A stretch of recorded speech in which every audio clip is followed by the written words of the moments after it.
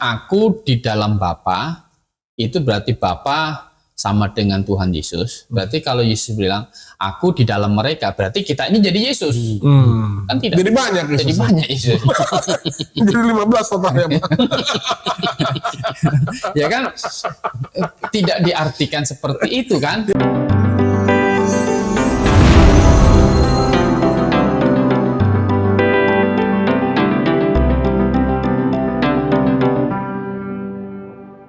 Baik, selamat malam Bapak Ibu Saudara yang dikasihi oleh Tuhan Yesus Kristus. Selamat.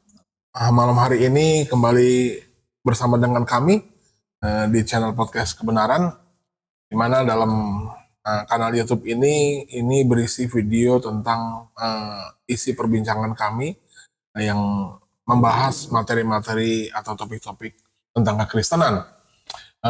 Dan bisa jadi memang pembahasan kami ini sebenarnya masih menjadi misteri di benak banyak orang, atau bahkan pertanyaan yang mungkin banyak dicari oleh banyak orang, atau mungkin termasuk Anda gitu. Jadi malam hari ini sudah masuk ke episode 27, sudah masuk ke episode 27. Sebelum kita mulai acara hari ini, saya meminta kesediaan Pak Yusias untuk pimpin kita di dalam doa. Mari kita bersatu dalam doa. Bapa dalam surga, kami sungguh mengucap syukur Tuhan. Tuhan yang telah pimpin acara kami dari episode pertama hingga episode ke-26. Dan acara ini kami akan awali. Hanya Tuhan pimpin kami, berkati kami yang ada di sini, dan berkati juga Bapak Kurnia sebagai narasumber, sehingga acara ini dapat membawa berkat bagi para pemirsa yang setia menyaksikan acara podcast Kebenaran ini. Karena kerinduan kami, banyak orang mengenal kebenaran firman-Mu. Karena kerinduan kami juga supaya orang yang mendengarkan acara ini dapat mengenal Yesus Kristus yang sesuai dengan firman-Mu, ya Tuhan. Terima kasih Tuhan. Kami naikkan doa ini hanya di dalam nama Tuhan Yesus Kristus. Amin. Amin. Pujilah segala sesuatu dan peganglah yang baik. Malam hari ini saya kembali ditemani oleh sahabat saya, Pak Yakin Yusias. Selamat malam Pak Yusias. Malam Pak Giri. Semangat ya.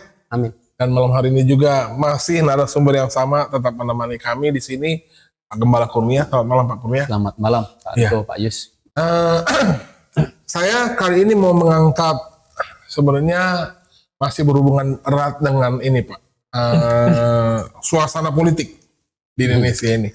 Sekarang ini memang Indonesia ini karena sekarang sudah memasuki, kalau menurut saya udah bukan tahun-tahun politik lagi, tapi sudah memasuki bulan-bulan politik atau bahkan minggu-minggu politik, karena sebenarnya udah mendekati masa pemilu ya Pak. Yeah. Dan memang seringkali di banyak negara memang orang-orang yang memiliki kepentingan diusung sebagai calon mewakili rakyat, akhirnya mereka keliling ke banyak tempat untuk menggait dukungan suara dari banyak orang. Nah, permasalahannya adalah begini. Salah satu calon pasangan yang diusung kadangkala itu akhirnya nge-cross ke keyakinan orang gitu loh. Dan memang Indonesia sering terjadi begitu. Jadi kadang-kala dikumpulilah salah satu umat, dan akhirnya dia berorasi di situ, dan akhirnya mengeluarkan statement yang sebenarnya kalau menurut kami kurang tepat. Tetapi sebenarnya orang Kristen sendiri seharusnya berhikmat. Karena kenapa begitu? Kadang-kala memang kelakar-kelakar publik masyarakat ini memang kadang-kala kalau orang tidak berpengetahuan dianggap sepele, tetapi kalau kita kaji betul-betul sebenarnya itu kesalahan. Dan saya berharap orang Indonesia cukup cerdas untuk memisahkan masalah politik dengan urusan agama. Ini dua hal yang berbeda yang tidak bisa disatukan. Karena kalau seandainya agama menikah dengan politik, atau agama menikah dengan kekuasaan dalam arti pemahaman bersatu, menggunakan tangan kekuasaan, itu kan kekuasaan pemerintah, itu kan tangan kuat, nggak bisa dilawan. kalau ada salah satu keyakinan bergabung dengan pemerintah atau menggunakan kekuatan pemerintah, maka sudah bisa dipastikan agama ini pasti tidak akan mengusung kebenaran karena dia menggunakan kekuatan fisik gitu loh. Tetapi kebenaran itu sendiri sebenarnya tidak perlu diberitakan dengan cara yang menggunakan kekuatan di luar daripada kekuatan Tuhan itu sendiri. Nah, bicara tentang hal-hal yang terjadi belakangan ini, saya tertarik untuk kupas satu kejadian. Ini kebetulan terjadi di kalau nggak salah ada satu perkumpulan PGI kalau tidak salah ya Pak. PGI itu Persatuan Gereja Indonesia. Iya. Didatangi oleh salah satu pasangan calon, kalau nggak salah pasangan calon nomor 3 ya Pak ya. 3. Calon nomor 3. Dan kebetulan di tempat itu ada salah satu tokoh yang cukup besar yang punya nama, itu putri salah satu mantan Presiden Indonesia, almarhum Gus Dur. Saya sangat respect terhadap tokoh ini, karena Bapak ini termasuk tokoh yang sangat toleransi dan mengayomi bangsa Indonesia dengan luar biasa, sehingga kita tidak terpecah belah, tetap menjadi satu bangsa yang kuat dalam satu kesatuan NKRI. Nah, Yeni Wahid, putri dari Pak Gus Dur ini, dia punya sebenarnya jokes Pak, jadi candaan. Memang saya yakin beliau tidak memiliki tendensi untuk menghina atau maksud untuk merendahkan gitu loh. Apalagi kebetulan di situ dia lagi berbicara kepada forum PGI yang sudah pasti isinya Kristen, karena namanya juga sudah PGI. Kelakarnya kira-kira begini, seharusnya kata dia, orang-orang Kristen itu orang Jawa Tengah. Orang-orang Jawa Tengah. Orang-orang Jawa Tengah, orang-orang Kristen itu seharusnya dukung nomor 1. Nomor 3. Ya betul ya, nomor 3. Saya nggak hafal nih. Karena dia berasal dari Jawa Tengah. Karena Pak Ganjar itu berasal dari Jawa Tengah. Pernah memimpin jadi gubernur di Jawa Tengah. Dan berasal dari Jawa Tengah. Kan gitu ya. Orang Kristen ini kan sebenarnya menyembah Yesus Kristus gitu. Yesus Kristus itu kan sama dengan Roh Kudus kan gitu. Dan Kota Kudus itu adalah salah satu kabupaten yang berada di Provinsi Jawa Tengah. Dan yang bikin saya heran adalah sebenarnya seluruh audiens di situ tepuk tangan dan sorak-sorai gitu loh. Sebenarnya saya sendiri agak kurang memahami ini sebenarnya maksudnya apa. Tetapi kita perlu mengupas ini supaya orang-orang yang belum memiliki pengetahuan benar-benar yang baik tentang Tritunggal seharusnya bisa paham, bisa membedakan mana Roh Kudus, mana Yesus Kristus. Dan sebenarnya ini saran dari saya, seharusnya Ibu Yeni Wahid lebih sedikit bijaksana supaya jangan sampai mengeluarkan kelakar yang sebenarnya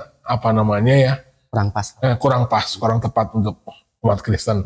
Tapi saya tidak ingin mengupas ini lebih dalam lagi karena ada orang yang lebih berkompeten, Pak Gembala Kurnia yang memiliki pengetahuan yang cukup untuk menjelaskan ini sesuai dengan Alkitab. Gimana Pak Kurnia? Ya silakan Pak Kurnia, saya berikan ruang dan waktu untuk menjelaskan lebih lengkap lagi. Ya, yang jadi perhatian kita adalah dia kan berkata Yesus itu adalah Roh Kudus. Nah, ini yang jadi persoalan. Ya, Yesus adalah Roh Kudus. Ini berarti dia ini mungkin dengar-dengar ya kan, dari orang Kristen yang berpikir bahwa Bapa itu adalah Yesus, Yesus itu adalah Roh Kudus. Jadi sebaliknya, jadi Bapa atau Roh Kudus itu adalah Yesus, gitu. Jadi ini kalau di dalam kekristenan ini kan disebut pandangan ini modalisme. Modalisme Pak ya. Modalisme, ya Bapa, Roh Kudus itu Yesus. Nah, jadi bukan 3 pribadi, melainkan satu pribadi dengan 3 manifestasi atau 3 mode begitu. Nah, seringkali mereka ini mengilustrasikan ini dengan begini, dengan di rumah ini Bapak. Di jalan sopir. Gitu. Jadi waktu di kantor ini Karyawan. direktur atau karyawan. Gitu. Jadi satu pribadi, jadi 3 posisi. 3 posisi, Ya. gitu. Di rumah Bapak, di jalan supir, di Kantor karyawan. Nah, karena pandangan ini ada iman orang tetangga kita bilang, oh kalau Yesus di dunia berarti surga kosong dong. Nah, karena ilustrasinya seperti ini, begitu. Tapi sebenarnya Alkitab ini tidak mengajarkan Allah ini seperti ini. Kalau Allah Tritunggal itu kan Bapa, Anak, Roh Kudus. Ketiganya adalah Esa satu.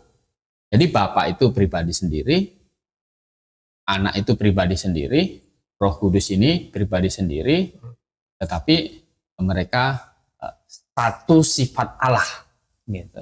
Bapa punya sifat Allah, Anak punya sifat Allah, Roh Kudus punya sifat Allah. Kan seperti itu. Jadi 3 pribadi yang Esa. Gitu. Nah, pandangan ini kan di awal abad ketiga ini sering disebut juga Sabellianisme, karena pencetusnya itu namanya Sabellius, itu 215 Masehi, gitu. Jadi sudah lama, gitu. Dan ini dianggap oleh banyak orang Kristen waktu itu ini bidat, gitu. Pandangan ini seperti itu, ini salah, begitu. Karena Tritunggal di dalam Alkitab itu tidak di rumah Bapa, di jalan supir, di kantor karyawan. Nggak gitu. Kalau begini kan berapa pribadi? Satu pribadi. Ini bukan Tritunggal, begitu. Maka dianggap ini adalah sebuah kesalahan, begitu. Dan bukan hanya kesalahan, tetapi karena pandangan ini sebenarnya tidak clear masalah keselamatan, gitu. Jadi desain keselamatan dari Allah itu tidak difahami kalau Allahnya seperti di rumah hanya satu pribadi saja sebenarnya, begitu. Ini salah, begitu. Karena desain keselamatan itu adalah Allah Tritunggal, ada Bapa, ada anak yang menjadi manusia, dan anak yang menjadi manusia ini mengorbankan dirinya untuk menebus dosa manusia. Jadi mempersembahkan dirinya untuk menjadi penebus dosa manusia. Kan seperti itu. Nah, jadi kemudian naik ke surga Tuhan Yesus dan Roh Kudus ini turun. Nah, waktu Tuhan Yesus naik ke surga, Roh Kudus turun. Roh Kudus ini bukan Tuhan Yesus kan sudah naik ke surga. Begitu. Nah, jadi ini kalau orang hari ini nyebutnya itu oneness, gitu. Orang nyebutnya oneness. Dan kalau di dalam Alkitab yang seringkali mereka anggap itu mendukung oneness ini, misalnya di Yohanes 14 ayat 7 sampai 9. Kiranya kamu mengenal aku, pasti kamu juga mengenal Bapakku. Sekarang ini kamu mengenal Dia dan kamu telah melihat Dia. Kata Filipus kepadanya, Tuhan, tunjukkanlah Bapa itu kepada kami, itu sudah cukup bagi kami. Kata Yesus kepadanya, telah sekian lama aku bersama-sama kamu, Filipus, namun engkau tidak mengenal aku. Barang siapa telah melihat aku, dia telah melihat Bapa. Bagaimana engkau berkata, tunjukkanlah Bapa itu kepada kami. Nah, ayat yang terakhir di ayat 9 itu, barang siapa telah melihat aku, Telah melihat Bapa. ia telah melihat Bapa. Gitu. Barang siapa melihat aku, ia sudah melihat Bapa. Nah, mereka berkata bahwa, nah kan, gitu. Melihat Yesus sudah melihat Bapa. Kenapa? Karena Yesus itu ya Bapa itu. Itu. Mereka menganggapnya seperti itu. Jadi, pemahaman mereka. Pemahaman mereka. Jadi Bapak ya Yesus juga, Yesus ya Bapak juga. Gitu. Maka tadi Yeni White bilang Yesus itu juga adalah Roh Kudus gitu. Jadi Bapa, Putra dan Roh Kudus yaitu Yesus itu. Gitu. Kan jadi seperti itu. Nah, mereka melihatnya seperti itu. Nah, tetapi apakah ayat ini begini? Barang siapa telah melihat aku, ia telah melihat Bapa, itu berarti Yesus itu adalah Bapa? Tentu kan tentu tidak. Kenapa? Kalau pernyataan ini diartikan Yesus adalah Bapa, ini kan bertentangan dengan omongan Tuhan Yesus sendiri, gitu. Ya. Berarti kan ini kalau Yesus adalah Bapa, berarti ada Bapa tidak? Yesus adalah Bapa. Bapaknya ada tidak? Tidak ada. Yesus sendiri Bapaknya. Berarti tidak ya Pak? Jadinya kan tidak, kan gitu. Yesus ya jadinya. Semuanya Yesus. Semuanya Yesus. Jadi kan bapaknya jadi tidak ada. Sebutan saja. Jadi kan gitu. Nah, sementara Yesus itu menyatakan bahwa Bapa itu dia yang diutus Bapa. Kan gitu.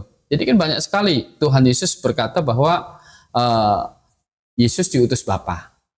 Ya kalau Bapa tidak ada, kalau Roh Kudus juga tidak ada, yang ada cuma Yesus, itu bertentangan dengan ayat-ayat yang lain, statement Alkitab yang lain, begitu.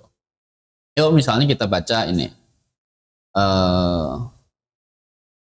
Yohanes 14 ayat 31. Tetapi supaya dunia tahu bahwa aku mengasihi Bapa dan bahwa aku melakukan segala sesuatu seperti yang diperintahkan Bapa kepadaku. Bangunlah, marilah kita pergi dari sini. Jadi Tuhan Yesus bilang apa? Bahwa aku melakukan segala sesuatu seperti yang diperintahkan apa? Bapakku. Ini bukan berarti ayat ini bahwa Yesus lebih rendah daripada Bapa, Pak. Tidak. Karena kan melakukan perintah katanya. Kan kita kan sudah bicara bahwa Yesus itu kan Mesias. Ya, gitu. Mesias peranannya ada 3, nabi, raja dan imam. Nah, jadi memposisikan sebagai Mesias, maka dia akan berkata utusan. Begitu. Dan Mesias itu yang bisa menjabat sebagai Mesias adalah sama dengan Allah sendiri. Jadi bunyi daripada ayat ini bukan berarti sama dengan Yesus itu perintahannya Bapa lebih rendah daripada Bapa. Tidak menyatakan Yesus lebih rendah dari Bapa, juga tidak menyatakan Yesus dan Bapa itu satu pribadi. Karena kan di sini bilang diperintahkan Bapa ada Bapa kepadaku, kan begitu. Kalau Yesus adalah Bapa dan juga Roh Kudus itu adalah Yesus, berarti kalau Bapa tidak ada, Roh Kudus tidak ada, kan ayat ini kan harusnya nggak bunyinya begitu. Harusnya bunyi aku memerintahkan aku perintahku gitu. Iya. Jadi ngaco juga. Kan udah begitu, karena meniadakan pribadi Bapa. Iya. Ya kan, sama meniadakan pribadi Roh Kudus. Berarti ayat ini bukan berarti dua pribadi dan bukan berarti juga Yesus sama dengan lebih rendah daripada Bapa atau Bapa lebih tinggi daripada Yesus. Betul. Tidak begitu. Karena banyak sekali terus terang orang menggunakan ayat ini di luar daripada iman kekristenan justru menyerang Alkitab yang menyatakan wah ini kan berarti Yesus itu adalah suruhannya Bapa yang adalah Allah. Berarti Yesus itu sama dengan Nabi gitu loh Pak. Ya sebenarnya mungkin pandangan Wanes ini muncul ya kan dari pikiran begini, untuk mengesahkan itu satu di dalam 3 Bapa, Anak dan Roh Kudus itu ya mesti satu gitu. Maka mau nggak mau semuanya harus semuanya mesti Yesus. Semuanya harus Yesus. Semuanya harus Yesus. Ada yang bisa dilihat cuma dia. Tuh, tetapi kan itu bukan pengajaran Alkitab begitu. Jadi kita itu tidak harus berpikir menyocokkan Alkitab dengan iman orang lain. Atau dengan pikiran orang. Dengan pikiran orang. Ada terus terang loh Pak, kalau kita pakai pikiran manusia, pusing loh mau tahu. Karena kan mau tidak mau, kita yang percaya bahwa Tuhan adalah satu, pikiran logika manusia ini satunya, kita kan adalah satu. Satu bilangan. Satu bilangan satu gitu loh. Ya, kita itu bisa berlogika itu begini. Ya. Berlogikanya gini, logika kenapa kita bisa percaya kok 3 pribadi yang esa. Logikanya bagaimana? Logikanya adalah kita ini kan percaya Alkitab ini standar moral yang paling tinggi. Kan gitu. Nggak ada kitab yang standar moralnya lebih tinggi dari Alkitab ini. Gimana menurut Pak Ayus? Ada nggak kitab yang standar moralnya lebih tinggi dari Alkitab? Ya setahu sepaham saya dan apa yang saya baca ya hanya Alkitab saja yang paling tinggi. Berarti mindset yang harus dipakai adalah otak kita yang harus cocok dengan Alkitab, bukan Alkitab yang harus cocok dengan otak kita. Ya kalau ini kita sudah percaya Alkitab ini firman Tuhan, ya kan? Maka tinggal kita menerima apa yang Allah nyatakan tentang dirinya di dalam Alkitab ini, dalam firman-Nya ini. Gitu. Bukan berusaha mengeksegesis Alkitab dengan pemikiran kita sendiri. Ya? Jadi kan ya kita percaya Tritunggal itu seperti itu, dan ada 3 pribadi setara. Gitu. Jadi ketika kita membaca segala sesuatu seperti diperintahkan Bapa kepadaku, jangan dipahami Bapa itu bos, Yesus itu suruhan. Tidak begitu. Jadi nabi jadinya kalau begitu. Ya hanya nabi biasa. Kalau suruhan itu berarti kan nabi biasa. Sementara Yesus Kristus bukan nabi saja, tetapi dia juga raja, dia juga imam. Kan begitu. Dan hanya Allah sendirilah yang bisa menyandang tiga jabatan ini sekaligus ya Pak. Sekaligus, maka Mesias itu setara dengan Allah sendiri, begitu. Jadi Bapa dengan Yesus dengan Roh Kudus ini 3 pribadi, ya bisa dibedakan, mereka setara seperti itu. Nah, ada satu ayat lagi bahwa kalau Yesus itu atau Bapa ditiadakan dan Roh Kudus itu ditiadakan, hanya Yesus saja. Itu juga bertentangan dengan Yohanes 10 ayat 18. Tidak seorang pun mengambilnya daripadaku, melainkan aku memberikannya menurut kehendakku sendiri. Aku berkuasa memberikannya dan berkuasa mengembalikannya kembali. Inilah tugas yang kuterima dari Bapa. Ya. Jadi Tuhan Yesus berkuasa untuk mengambil, untuk memberikan juga, kan begitu, nyawanya itu seperti itu. Ini adalah tugas gitu dari Bapa. Itu yang harus dilakukan ketika waktu di dunia ini, begitu. Jadi ada Bapa tidak? Ada gitu. Yesus Kristus ada tidak? Ada. Roh Kudus ada gitu. Nah itu sangat terlihat jelas ketika Tuhan Yesus dibaptis oleh Yohanes Pembaptis. Ya. Nah, coba dibaca Matius pasal 3 ayat 16 dan 17. Sesudah dibaptis, Yesus segera keluar dari air, dan pada waktu itu langit terbuka dan ia melihat Roh Allah seperti burung merpati turun ke atasnya. Lalu terdengarlah suara dari sorga yang mengatakan, inilah anakku yang kukasihi, kepadanya lah aku berkenan. Ya, jadi apakah di sini Yesus itu adalah Bapa? Enggak, kan suaranya dari surga Pak. Suaranya dari surga. Tuhan Yesus sedang dibaptis oleh Yohanes Pembaptis. Iya. Kan begitu. Kemudian apakah Roh Allah atau Roh Kudus adalah Yesus? Ini pribadi yang berbeda lagi. Ini pribadi dari suara yang tadi bahkan sekalipun. Betul. Jadi ada 3 nih. Ada suara Bapa, ada Yesus, ada Tuhan Yesus, ada Roh Allah. Ada Roh Allah, Roh Kudus, seperti burung merpati. Jadi dibedakan. Roh Kudus dibedakan dengan Bapa, dan Yesus juga dibedakan dengan Roh Kudus dan juga dibedakan dengan Bapa. 3 pribadi ada gitu. Jadi Bapa pribadi tersendiri, Roh Kudus pribadi tersendiri, Tuhan Yesus pribadi tersendiri, sehingga 1 Yohanes 5 ayat 7 yang sering kita baca, ketiganya adalah Esa, ketiganya adalah satu, begitu. Nah, jadi baptisan Tuhan Yesus ini menyatakan jelas bahwa 3 pribadi, begitu. Nah, seperti itu. Jadi bukan Bapaknya hilang atau Roh Kudusnya hilang, hanya Yesus saja. Kan tidak seperti itu. Tapi maaf Pak Kumya, saya mau tanya lagi. Ada satu deskripsi yang sering kali saya lihat orang Kristen pakai untuk mengilustrasikan gambaran tentang 3 pribadi Allah ini kepada keberadaan atau eksistensi manusia. Manusia itu katanya kan ada tubuh, ada roh, dan ada jiwa. Itulah gambaran yang paling lengkap untuk bisa kita mengerti keberadaan Allah di dalam dunia ini, katanya. Kenapa begitu? Ya kan manusia juga ada tubuhnya, jadi nggak bisa dipisah. Ada tubuhnya, kalau tubuhnya dipisah dari roh, tubuhnya nggak ada, rohnya doang, hantu, kata dia gitu. Kalau ada rohnya, ada tubuhnya, nggak ada jiwanya, sakit jiwa, kan gitu kan. Tapi kalau ada tubuhnya doang, rohnya nggak ada, ya mayat.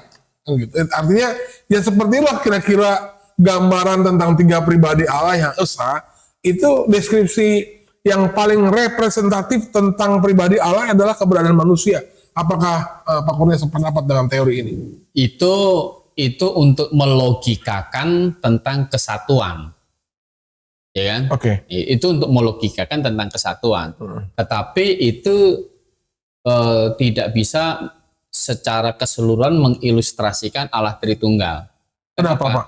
Karena kalau tubuh terpisah dari roh dan jiwa, itu kan bukan manusia.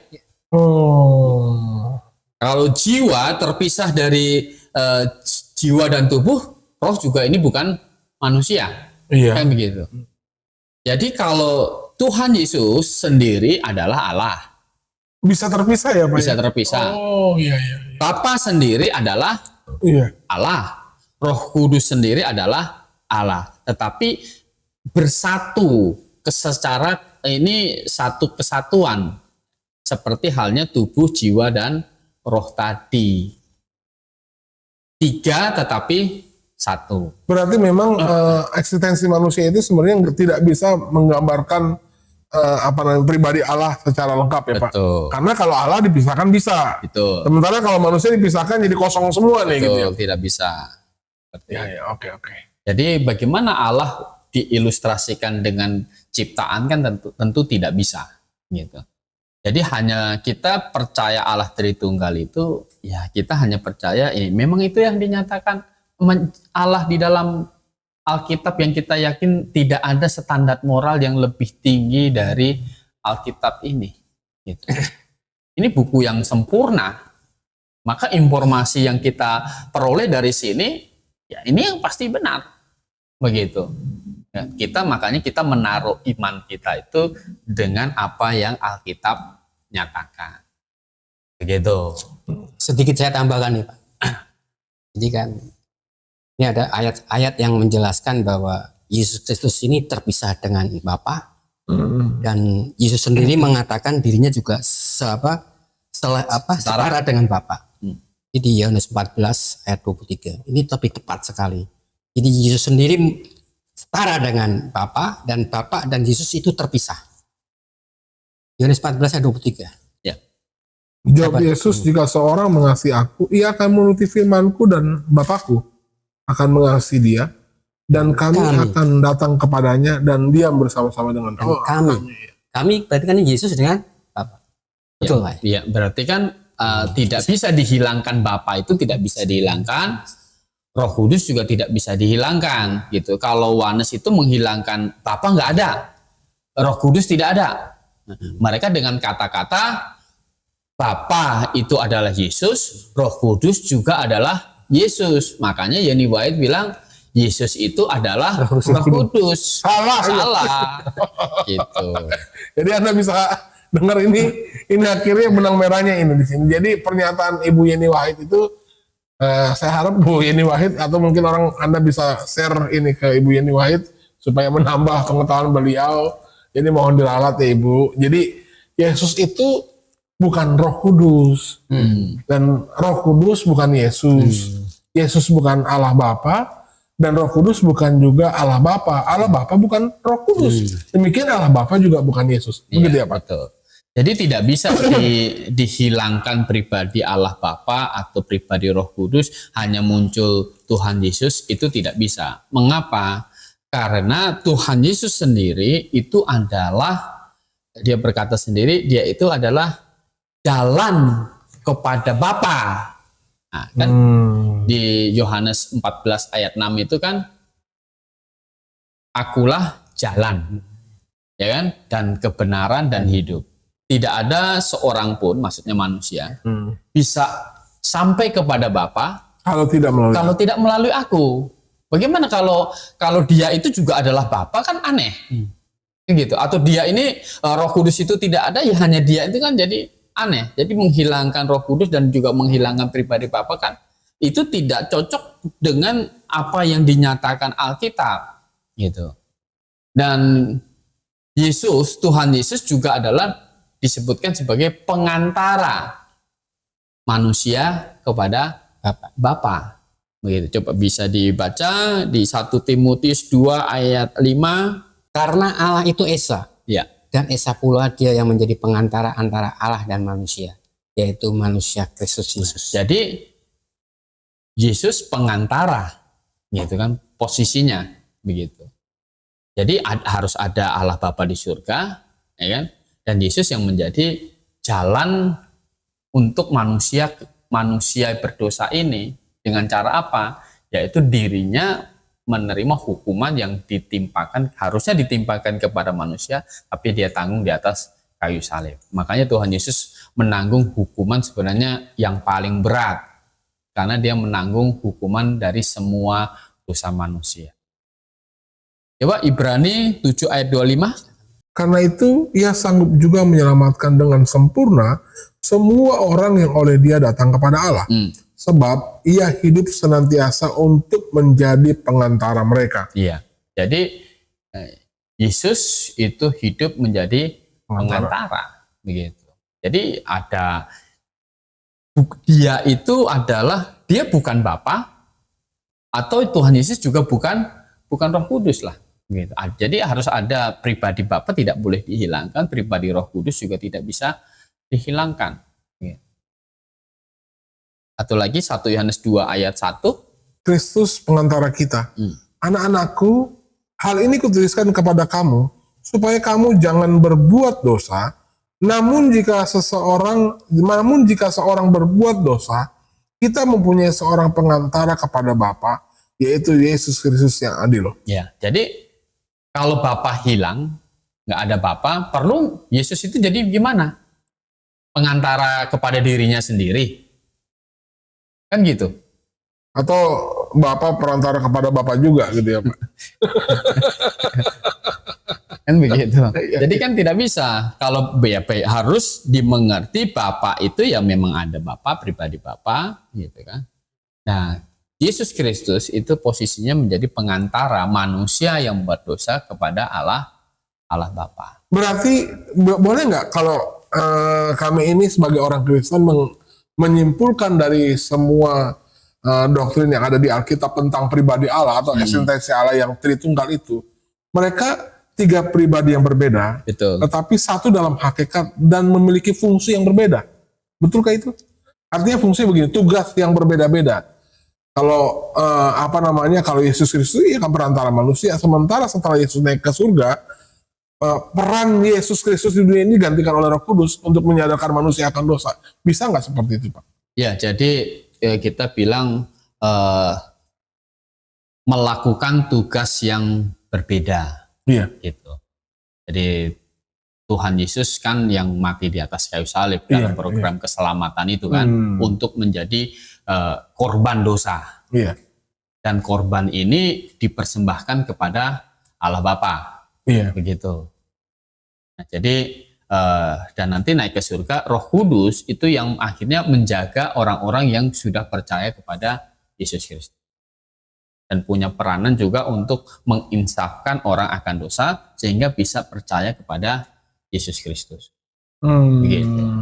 Jadi ini adalah tugas kita bilang di dalam Allah, desain Allah untuk keselamatan manusia itu. Tetapi di dalam mencipta ya ketiga-tiganya mencipta gitu. Tetapi di dalam desain untuk menyelamatkan manusia itu ada peranan yang berbeda-beda. Iya. Jadi salah kalau berkata bahwa Bapa itu berubah menjadi Yesus, dan akhirnya yang mati di atas kayu salib itu juga Bapa. Tidak begitu.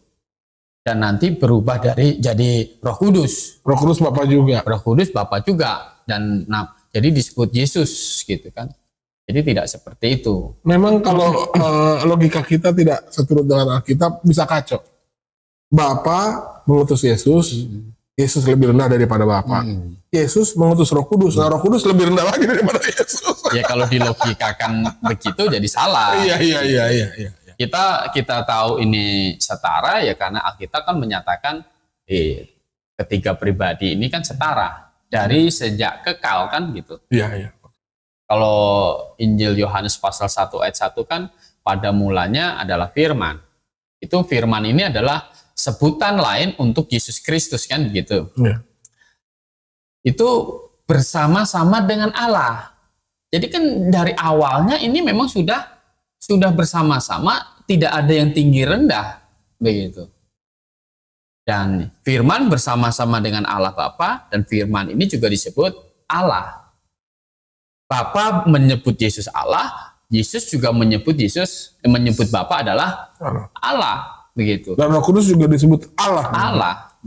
Dan kalau Tuhan Yesus di muka bumi ini berdoa, itu adalah berkomunikasi. Bukan berarti bahwa Tuhan Yesus itu menyembah Allah Bapa sama seperti kita menyembah. Gitu. Cuma bahasanya kan berkomunikasi. Bahasanya kan berdoa kan gitu. Dan sebenarnya hakikat dari doa itu adalah komunikasi. Komunikasi dengan Allah ya Pak. Komunikasi dengan Allah. Kalau kita manusia bukan berdoa ya Pak, kita komunikasi bicara gitu. Tapi kalau kita bicara dengan Allah, kita berdoa. Begitu. Jadi gini Pak, bisa ditarik kesimpulannya Pak ya. Jadi kalau di dalam karya keselamatan, itu memang tugas Tritunggal ini mereka punya tugas yang berbeda. Betul. Di dalam karya keselamatan. Betul. Tapi di dalam penciptaan tidak sama Pak. Sama mencipta, sama-sama mencipta. Jadi bedanya di situ. Di dalam karya keselamatan adalah tugasnya berbeda. Jadi Yesus Kristus, firman yang menjadi manusia datang untuk menggantikan hukuman manusia. Betul. Setelah selesai clear, dia naik ke surga. Lalu turun Roh Kudus. Betul. Untuk membimbing orang-orang yang sudah percaya dan untuk membimbing untuk orang yang belum percaya gitu Pak ya. Dari pemberitaan Injil yang disampaikan oleh orang-orang yang sudah menerima Injil. Begitu bisa kira-kira Pak ya. Betul. Jadi kadang kan kalau kita dengar orang berdoa begini, Bapak terima kasih engkau sudah mati di atas kayu salib. Nah ini salah. Gitu. Ya kan? Bapak terima kasih engkau sudah mati di atas kayu salib untuk segala dosa saya. Salah. Nah ini salah. Bapak nggak telah turun ke dunia juga salah juga ya. Bapak ada di tahta di surga gitu, yang dia mengaruniakan anaknya yang tunggal. Begitu. Tapi kalau kita berdoa kepada Yesus saja, sebut Yesus saja nggak salah ya? Nggak salah. Alkitab kan berkata seperti itu. Tidak apa juga Tidak begitu. apa. Kita tidak berdoa kepada Allah Bapa, tapi kepada Yesus. Atas Tidak nama apa-apa. Yesus. Malah diperintahkan kan, kalau minta dalam namaku kan, dalam nama Yesus. Enggak, takutnya ada yang cemburu gitu. Oh tidak, karena Enggak ya, kan Pak? begini, di dalam ketritunggalan ini kan Sifat yang sama. sifat keilahian kan sama gitu. Tidak mungkin ada kecemburuan di dalam Ketritunggalan, ketritunggalan ini gitu. Makanya Tuhan Yesus bilang kepada Filipus ini sebenarnya kan, kamu itu sudah mau lihat Bapa, lihat aku sama begitu. Itu maksudnya mau bicara aku adalah Allah juga, karena pikiran Filipus Allah itu kan cuma Bapa. Gitu. Iya. Ini Tuhan Yesus mau mengajar kepada Filipus bahwa dirinya juga adalah Allah juga. Allah.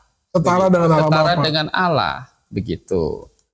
Dan kalau sekali lagi kalau Roh Kudus itu dihilangkan, itu juga akan rancu kalau membaca Yohanes pasal 14 ya, tadi kan ayat 14. Coba ayat 16 dan 17, kalau Roh Kudus ini dihilangkan, jadi tidak bisa. Gitu. Aku akan minta kepada Bapa. Jadi Ini ada maksud- Bapa disebut kan? Iya, ini Yesus ya Pak? Tuhan Yesus. Iya. dan Ia akan memberikan kepadamu seorang penolong yang lain, supaya Ia menyertai kamu selama-lamanya. Ya, oke. Jadi penolong yang lain. lain. Jadi Tuhan Yesus tidak berkata di sini Roh Kudus adalah Yesus Atau Bapa. atau Bapa, begitu.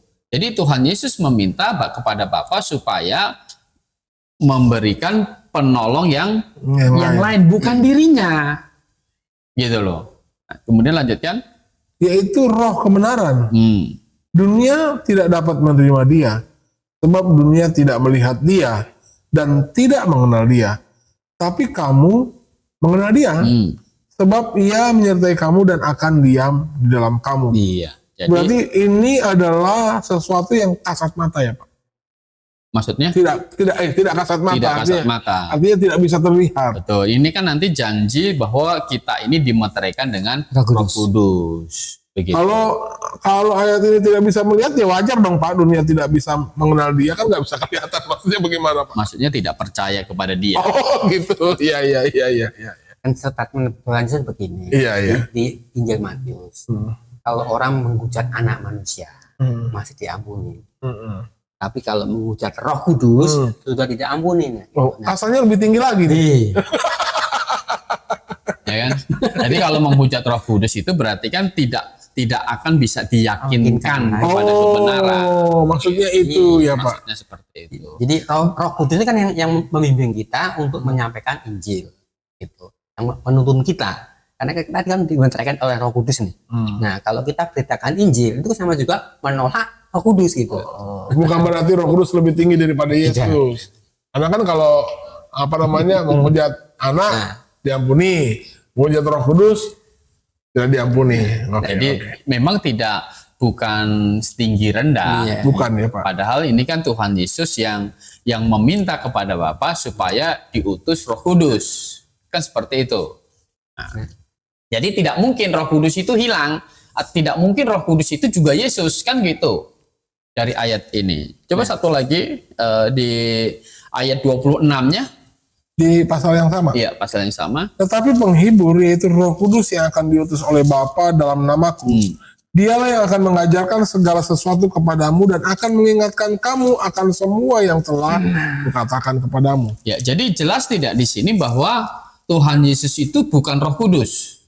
Atau Roh Kudus itu bukan Yesus. Iya. Gimana? Jelas tidak? Jelas. Jelas kan gitu. Jadi dikatakan dialah yang akan mengajarkan segala sesuatu kepadamu dan mengingatkan kamu akan semua yang telah katakan kepadamu. Begitu. Jadi memang jelas berbeda. Begitu. Jadi Roh Kudus adalah pribadi Allah tersendiri yang berbeda dengan Tuhan Yesus. Seperti itu. Nah, jadi kalau Roh Kudus, Roh Kudus itu adalah Yesus, Bapa juga adalah Yesus, ini malah Tuhan Yesus jadi berbohong. Begitu. Kenapa berbohong? Kan Yesus itu berkata begini, di Yohanes 4 ayat 27, Pak. Ayat 24, sorry. Allah itu roh, dan barang siapa menyembah Dia harus menyembahnya dalam roh dan kebenaran. Nah, Allah itu roh, dan barang siapa menyembah Dia harus menyembah Dia dalam Roh dan kebenaran. Jadi kalau Bapa adalah Yesus juga, Roh Kudus juga adalah Yesus. Yesus kan bilang Allah itu roh. Sekarang saya tanya, Yesus itu bisa dipegang tidak murid-muridnya? Bisa. Kan gitu. Nah, malah di catatan Injil Yohanes itu ada murid yang terkasih kan nyender. Kan gitu. Jadi waktu Yesus Kristus bangkit dari antara orang mati, malah dia sengaja makan ikan kan? Gitu. Supaya apa? Supaya murid-murid tahu bahwa dia bukan hantu. Nah, ketika Tuhan Yesus berkata Allah itu roh, itu bicara kepada tentang Allah Bapa dan juga Roh Kudus. Kan begitu. Jadi Yesus itu adalah Allah yang menyatakan kepada manusia. Maka Injil Yohanes pasal 1 ayat 18, tidak seorang pun bisa melihat Allah, yaitu Allah yang Bapa dan Roh Kudus. Nggak bisa dilihat. Tetapi anak tunggal Allah itu yang menyatakannya. begitu. Jadi semua yang dilihat di perjanjian lama, Yehova yang bisa dilihat, yang berjalan di Taman Eden, semuanya itu adalah sebenarnya Tuhan Yesus sebelum menjadi manusia yang terbatas ini. Itulah makanya dia pernah berkata, aku ada bahkan sebelum Abraham ada. Betul, begitu. Jadi harus dilihat bahwa Bapa adalah Bapa ada, pribadi Bapa, Yesus Kristus ada, dan Roh Kudus itu juga adalah pribadi tersendiri. Jadi bukan berubah, gitu. Bukan berganti pribadi, berganti orang, berganti nama saja, enggak begitu. Tapi memang ketika Tuhan Yesus menjadi manusia, Bapa tetap ada. Ketika Tuhan Yesus naik ke surga, duduk di sebelah kanan Allah Bapa, Roh Kudus yang turun, ini tidak hilang gitu.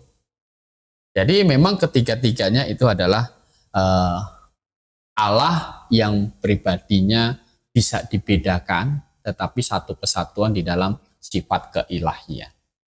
Dan kepada manusia, tiga pribadi ini memiliki kehendak yang sama, Ya. supaya setiap orang diselamatkan ya Pak. Iya, betul. Dan cara untuk menuju itu, mereka bekerja dengan cara yang berbeda masing-masing. Betul. Pribadi. Jadi Berarti yang selama ini yang dilihat orang pribadi Allah dalam penglihatan manusia yang dicatat di dalam Alkitab, itu hanya Yesus saja ya Pak? hanya Yesus saja. Tidak ada pribadi yang lain? Tidak ada pribadi yang lain. Kedatangan Yesus nih Pak, ini bisa nggak diartikan seperti nyanyiannya Zakaria ini? Bisa dikatakan Allah sedang melawat umatnya.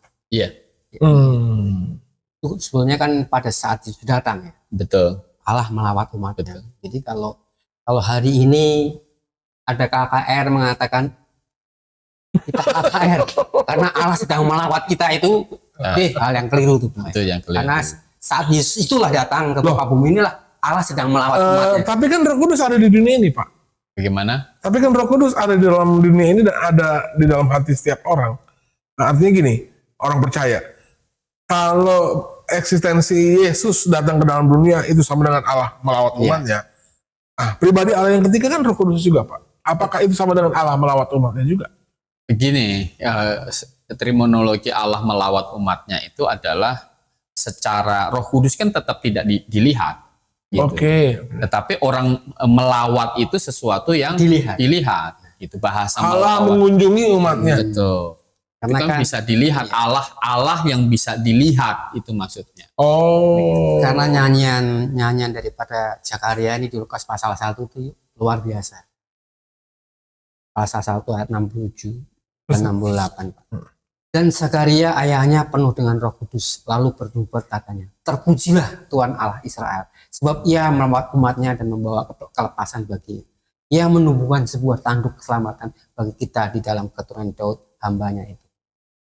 Ya, Ya, jadi peristiwa Yesus datang ini adalah peristiwa Allah yang datang. Gitu, Allah yang datang. Makanya Yohanes Pembaptis kan tugasnya adalah menyiapkan jalan untuk Jehovah. Yaitu Elohim kita. Kalau di dalam Yesaya kan seperti itu. Jadi tugas jadi orang yang ditunjuk oleh Yohanes Pembaptis itu adalah Allah yang datang itu. Satu lagi nih Pak Kurnia, supaya kita ini tidak rancu mengenai Yesus adalah Roh Kudus kan. Ini coba apa yang coba Pak Kurnia jelaskan di Matius pasal 1 ayat 20 nih. Supaya tidak rancu nih pemahaman Roh Kudus.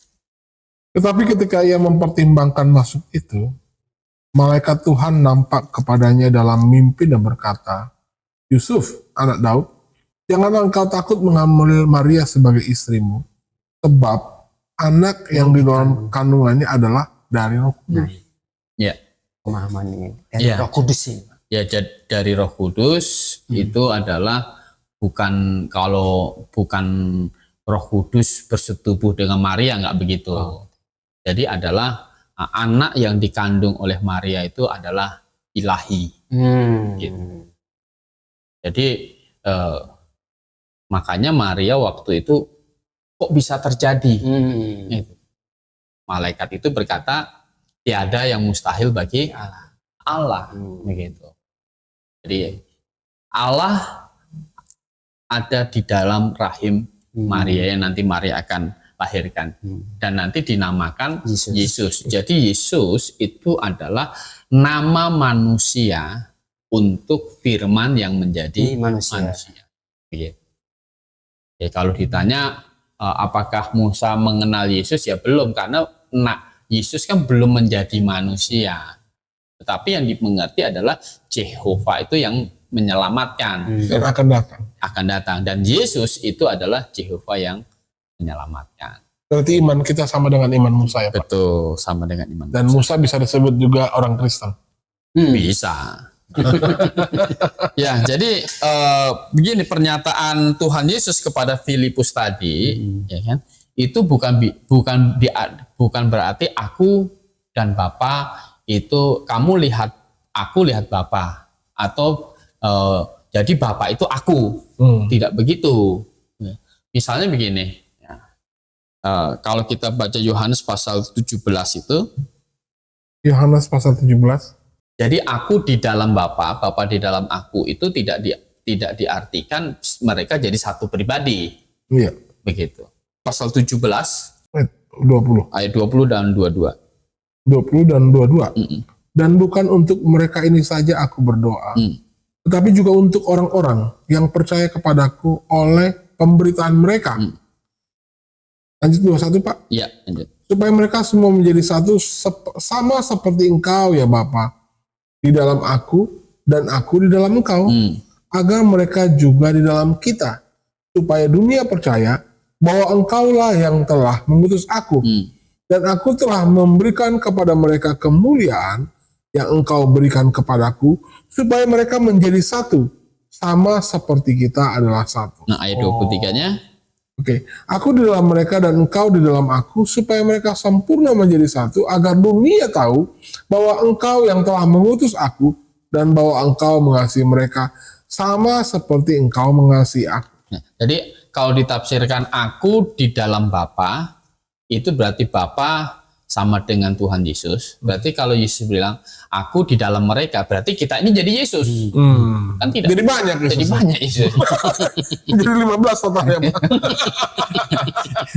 Ya kan tidak diartikan seperti itu kan. Ya kan jadi 15 Gitu. karena ada Tritunggal plus 12 murid Yesus ini kan gitu. Jadi apakah kita menjadi Yesus? Kan gitu. Kan tidak. Gitu. Jadi tidak diartikan bahwa Yesus di dalam Bapa, Bapa di dalam Yesus itu sama dengan arti ya Yesus adalah Bapa, tidak begitu. Kalau itu diartikan begitu, maka timbul lagi ajaran sesat, kita juga jadi Yesus. Gitu. Nah, ini kan kacau. Gitu. Kalau begitu semua orang Kristen adalah Yesus. Iya. Kan jadi begitu. Nah, jadi tidak seperti itu. Jadi Yesus itu bukan Roh Kudus. Iya.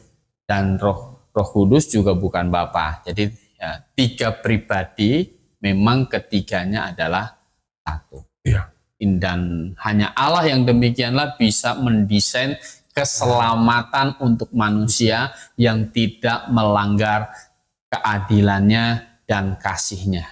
Amin. Gitu. Jadi Bapa, pribadi Bapa mengaruniakan anaknya yang tunggal, Yesus Kristus, untuk menjadi korban bagi dosa manusia. Iya. Ini Yohanes 3 ayat 16 itu kan. Karena begitu besar kasih Allah akan dunia ini, sehingga ia mengaruniakan anaknya yang tunggal. Bukan Bapa yang turun, supaya setiap orang yang percaya kepadanya, kepada anaknya ini tidak binasa, melainkan beroleh hidup yang kekal. Amin. Dan kita punya keyakinan akan kepastian keselamatan kita karena Yesus Kristus yang adalah Allah, pribadi Allah yang setara dengan Allah Bapa dan Roh Kudus, menjadi manusia dan menebus dosa kita, dan itu sudah lunas dibayar. Ya, luar biasa. Jadi di dalam penyaliban Tuhan Yesus itu ada keadilan Allah di situ karena dosa dijatuhkan, dan di situ adalah puncak kasih Allah. Karena itu adalah solusi untuk manusia yang sudah berdosa, ada jalan untuk kembali ke surga. Amin. Tidak ada jalan lain. Tidak ada jalan lain. Ya. Ya, jadi kalau Bapa adalah Yesus, Yesus adalah Roh Kudus, tidak bisa mendesain keselamatan seperti ini. Jadi pandangan Yesus adalah Roh Kudus itu Salah besar. tidak alkitabiah. Ya. Jadi Bu Yeni Wahid itu tidak candaannya tidak alkitabiah. Iya. Begitu. Oke, ada yang mau ditambahkan Pak Yus ya? Ya, sedikit untuk Ibu Yeni Wahid yang terhormat.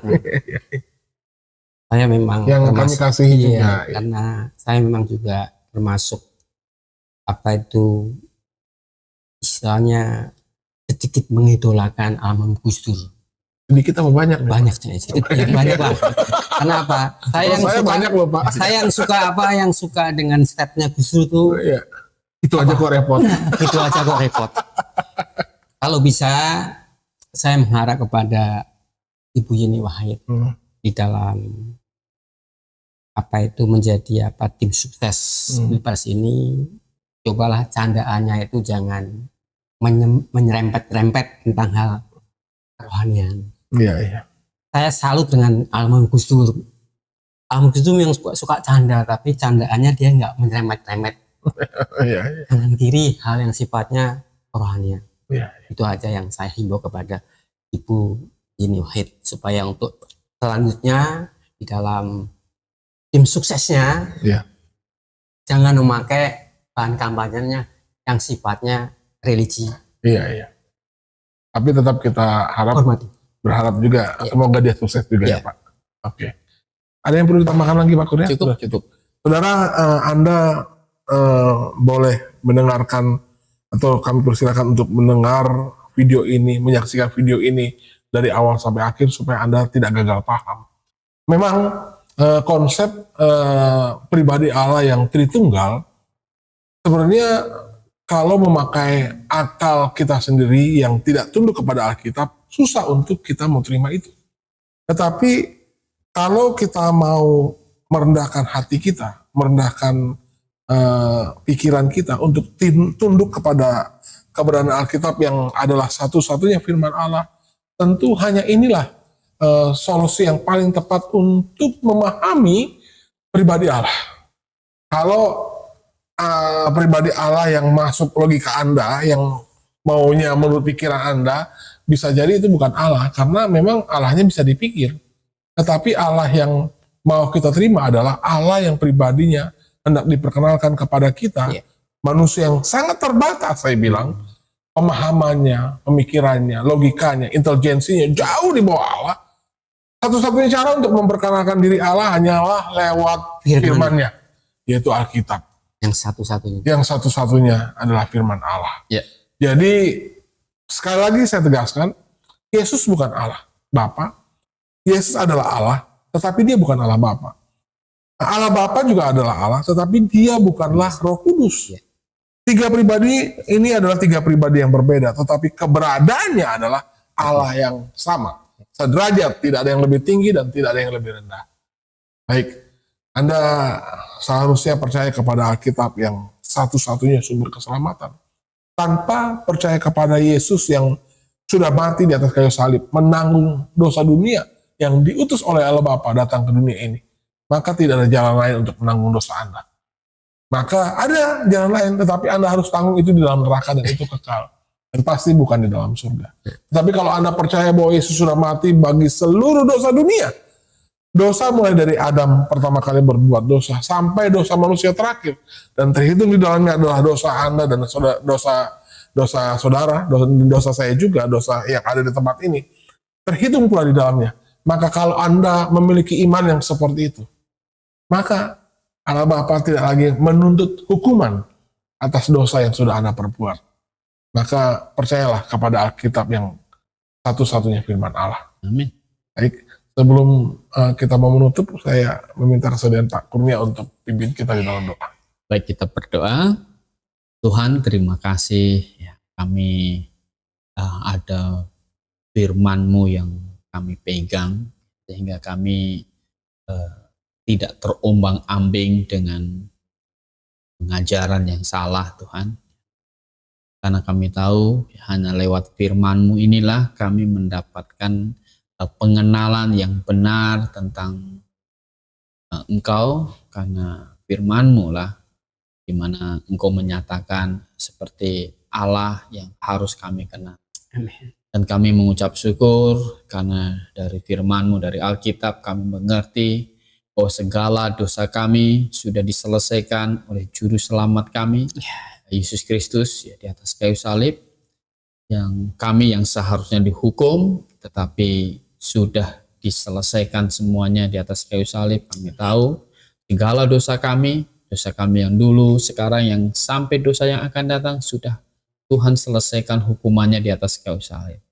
Oleh karena itu Tuhan, kami mau memakai hidup kami yang sudah ditebus ini untuk hidup bagi Engkau, untuk terus ya memuliakan Engkau selama kami ada di dunia ini. Pimpin kami, juga para pendengar yang menyaksikan apa yang menjadi kami bahas pada malam hari ini. Terima kasih, dalam nama-Mu Yesus Kristus kami berdoa. Amin. Amin. Baik, pujilah segala sesuatu dan tegaklah yang baik. Kalau Anda merasa diberkati lewat video kami malam hari ini, Anda bisa share, Anda bisa kasih tanda jempol artinya like. Dan kalau ada pertanyaan, Anda bisa ketik di kolom komentar. Dan jangan lupa subscribe supaya kalau kami mengupload video terbaru, Anda akan mendapatkan besar lewat Google. Baik, selamat malam dan akhirnya salam Maranatha.